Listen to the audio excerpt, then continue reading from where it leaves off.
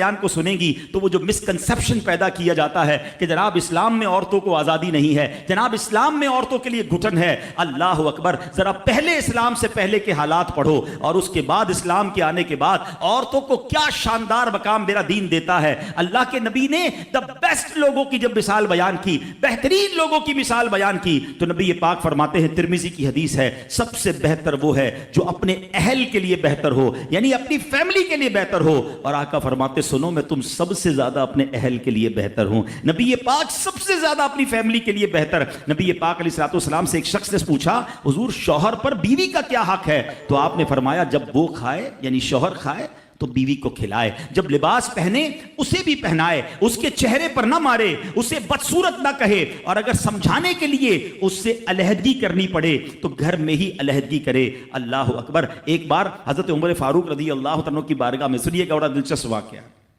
سیدنا عمر فاروق کا کتنا بڑا نام ہے، آپ کے جلال کی، آپ کی عدالت کی مثالیں دی جاتی ہیں، بڑے بڑے لوگ آپ کے سامنے تھر تھر کانپتے تھے۔ آپ کا گھر میں انداز کیا تھا کہ ایک شخص آیا کہ میں حضرت عمر کے پاس جاؤں اور بتاؤں میری بیوی جو ہے مجھ سے اس طرح بات کرتی ہے، اور میرا وہ انداز نہیں ہوتا جو شوہر کے سامنے ہونا چاہیے، ہوتا ہے گھروں میں ہو جاتا ہے۔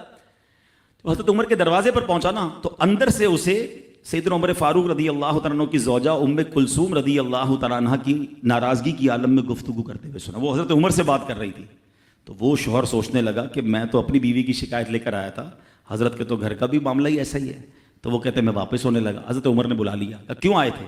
تو کہا کہ میں تو حضرت اپنی بیوی کی شکایت کرنے آیا تھا، مگر میں آپ کے دروازے پر آیا، آپ کا بھی معاملہ ہی ایسا ہی ہے، تو میں سمجھ گیا ہم دونوں ایک ہی معاملے میں ہی ہیں۔ اب حضرت عمر نے جو ان کی تربیت فرمائی نا، آپ نے فرمایا میری بیوی کے مجھ پر چند رائٹس ہیں، چند حقوق ہیں، مجھے اس سے چند فائدے حاصل ہوتے ہیں جس کی بنا پر میں اس سے درگزر کرتا ہوں۔ پہلا یہ کہ یہ میرے لیے جہنم کی آڑ ہے، میرا دل اس کی وجہ سے حرام کاموں سے بچا رہتا ہے۔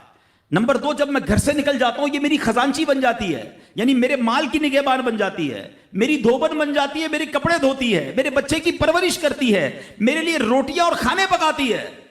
تو وہ شخص کہتا ہے یہ سارے فائدے تو مجھے بھی اپنی بیوی سے حاصل ہیں، تو میں تو کبھی درگزر سے کام نہیں لیتا، وہ مجھے کہتی میں اسے لڑنا شروع کر دیتا ہوں۔ کہتا آج آپ کی بات سے نصیحت مل گئی، اب میں اپنی بیوی کی چھوٹی موٹی باتوں کو میں بھی درگزر کر دوں گا۔